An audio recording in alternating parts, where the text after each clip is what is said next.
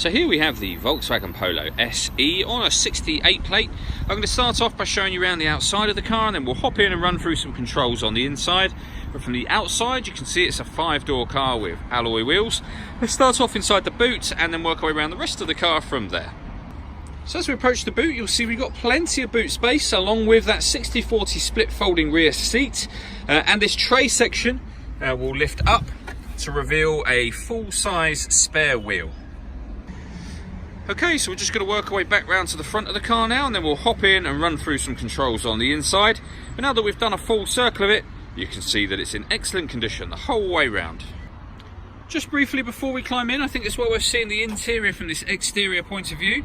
There's plenty to run through on the dashboard, so let's hop in and we'll do that now. Okay, so now they're inside the car, we're going to start with the dials. On the left-hand side, we have the rev counter, and on the right-hand side, the speedometer and fuel gauge.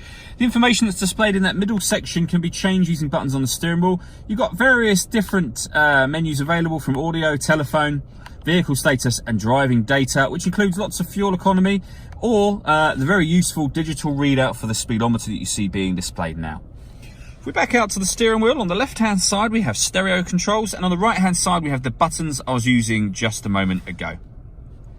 Over in the centre here we've got the touchscreen radio. So hit the radio button just there, and you can see that we've got DAB, FM and AM radio all available. If you hit the media button to listen to your own music, you can see we've got a CD player, SD memory card slot, 2 USB inputs and Bluetooth audio as well. So once you pair your phone, you'll obviously be able to make and receive phone calls, but you can stream your music wirelessly via the Bluetooth audio. You can also plug in your smartphone, be it Apple or Android, for either Android Auto or Apple CarPlay. There's a few videos showing exactly how they work on both our website and Facebook page. Once you've connected your smartphone for Apple CarPlay, you can do things like speak to send text messages and stuff like that. So really useful system, well worth checking those videos out.